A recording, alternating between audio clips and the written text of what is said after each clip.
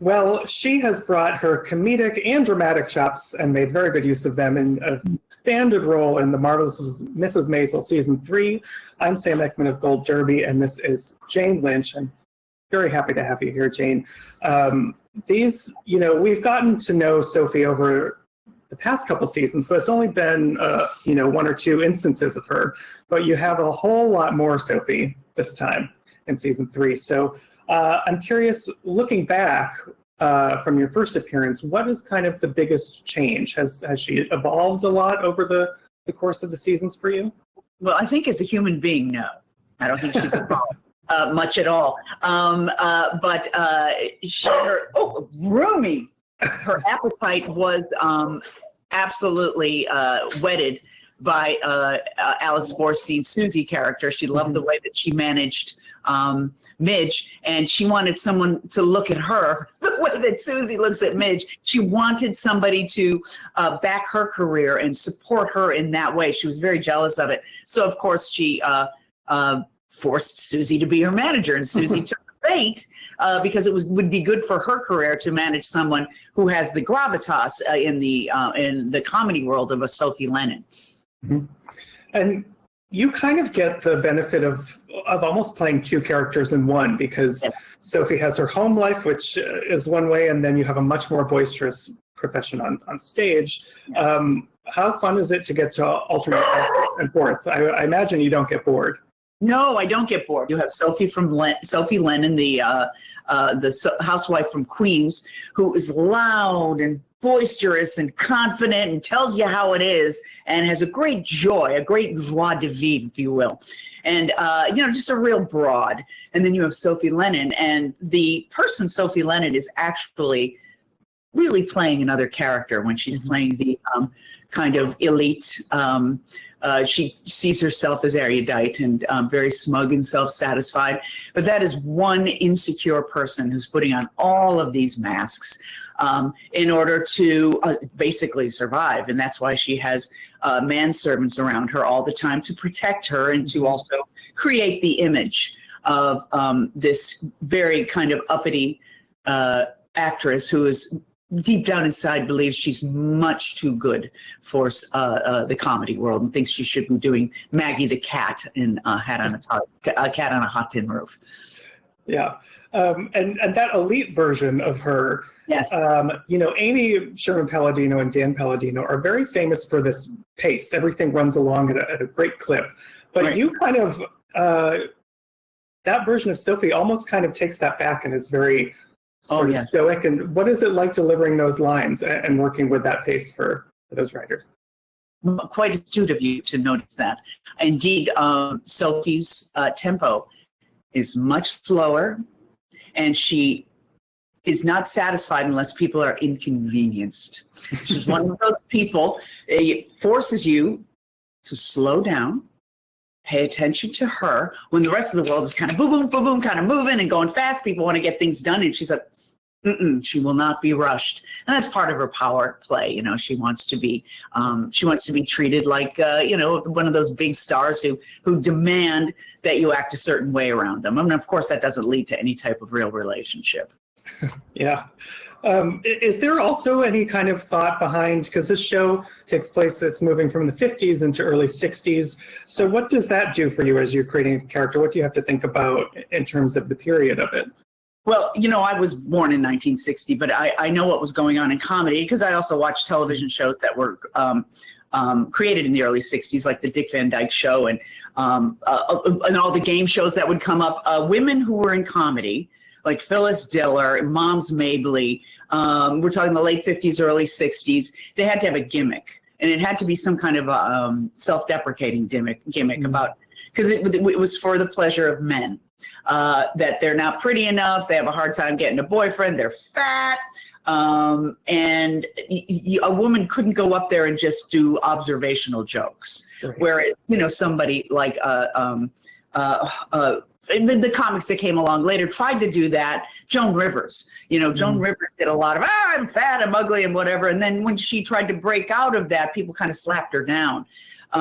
So Midge, of course, is one of those women who kind of stumbles into comedy, and she gets laughs for just her observational humor and her self-deprecation, but it's not, hey, I'm fat and ugly. It's, you know, it's other stuff. It's other things that women go through. And so, you know, Midge is trying to break the mold there unconsciously. She doesn't mean to do it, but it's a big threat to Sophie, of course. Yeah. And your main scene partner this time around for most of your scenes is actually not Midge, it's Alex Borstein, it's Susie. And you just have this fantastic way of bouncing off of one another because she's just reacting to your immovable demands. And so what is it like working with Alex on set? Oh, it's the best. But, you know, because her character is she doesn't put up with any crap. She doesn't put up with that kind of fake, you know, that phony, I'm going to inconvenience you for just the sake of inconveniencing you. But she allows Sophie to do that. She lets her do that, and she tolerates it as best she can because it's a good move for her career. She would be representing one of the biggest names in comedy if she were to successfully represent me, and word gets out, hey, Susie Meyerson's her new manager. So it is for that reason only that she doesn't throttle Sophie Lennon during the course of season 3. Yeah, and one of the main arcs for you is the desire to be a legitimate actress. She decides she wants to do this production of Miss Julie, and I'm wondering, is it difficult to sort of perform as if you're on stage because you have actual scenes doing Miss Julie, but you're also performing for the camera? Is that a weird meta thing for you? It is kind of a meta thing, but it was really fun to do. You know, you always start with the truth of the matter, which is I'm playing Sophie. Jane Lynch is playing Sophie Lennon. So there's a layer right there.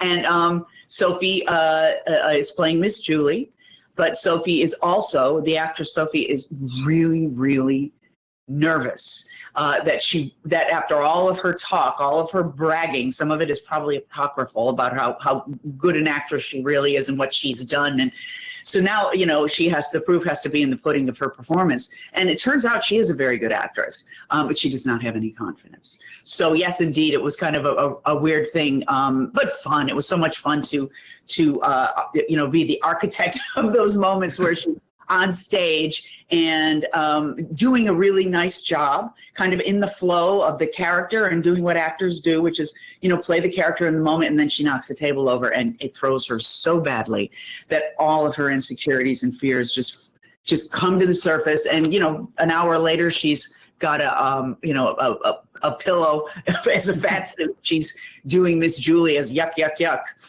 Yeah, it's actually, there's something really heartbreaking about watching her fall apart on stage because we know how good she is. Is it as simple as you think her confidence level, she has never built that up?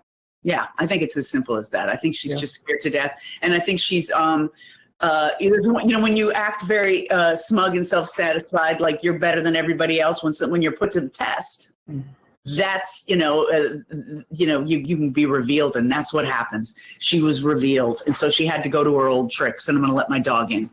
Sure. Oh, sorry about that. Come on. Behave.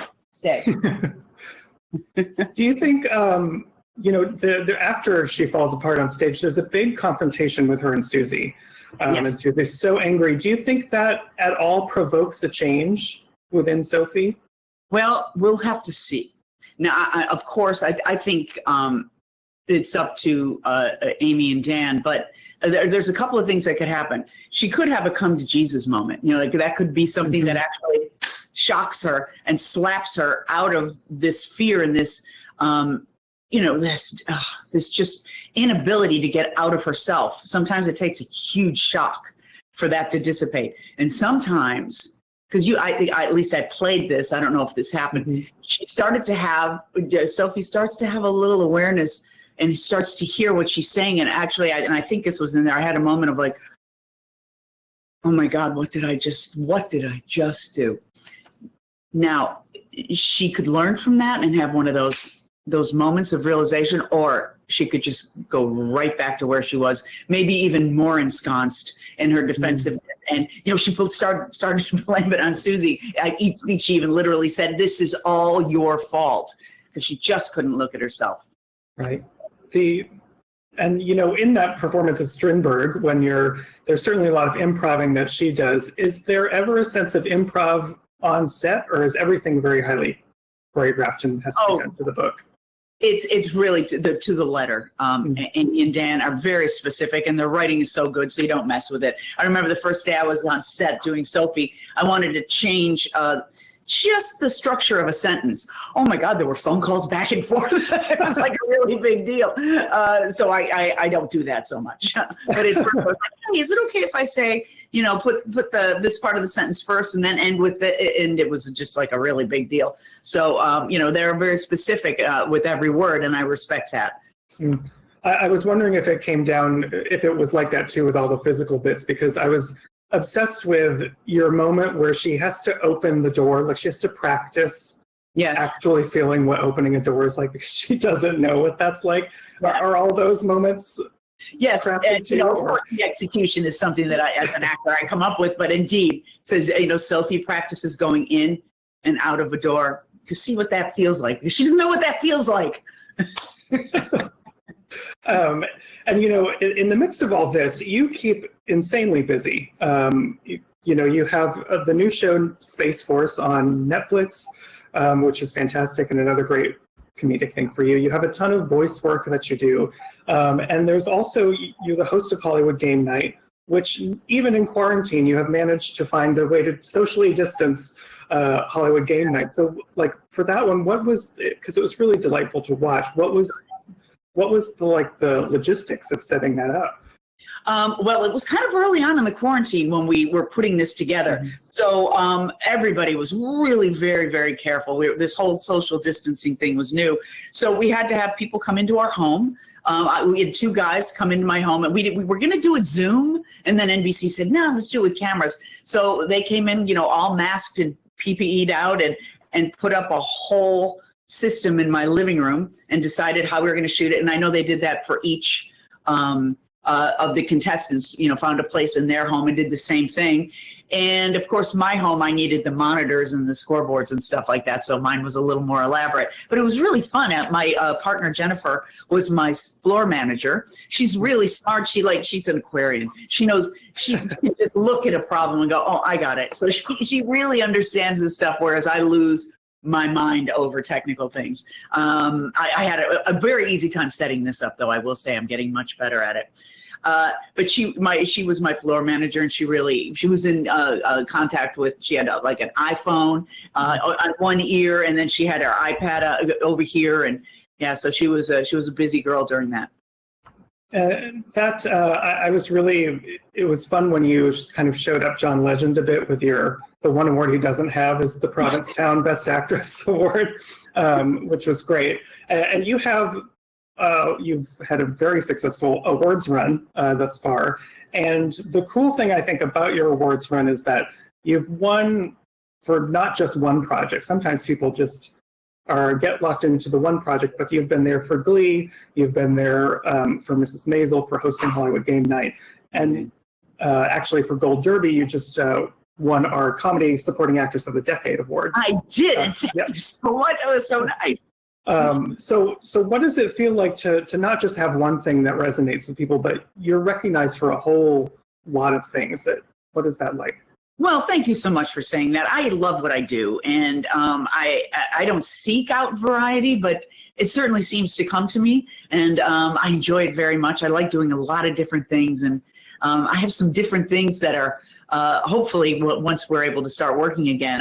I can't really say what they are, but different and fun, and I picture them like planes lined up in the runway, and they just need the okay from the tower to take off, because all of our planes are kind of still at the gate, and so we'll have to see how we're going to work this in the post-COVID world. If we're not post-COVID yet, right? As we all know, we're kind of in the. I think Fauci said we're in the second or the third inning.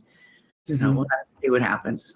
All right. Well, hopefully we'll have another appearance for you at the Emmys for these shows this year. Who knows? So everyone who's watching out there, thank you so much. Subscribe to Gold Derby and keep in touch with us throughout Emmy season. And Jane, thank you so much for sitting down with me. Thank you. And if you can't cut me out in my pajamas, that's okay. That's okay. All right.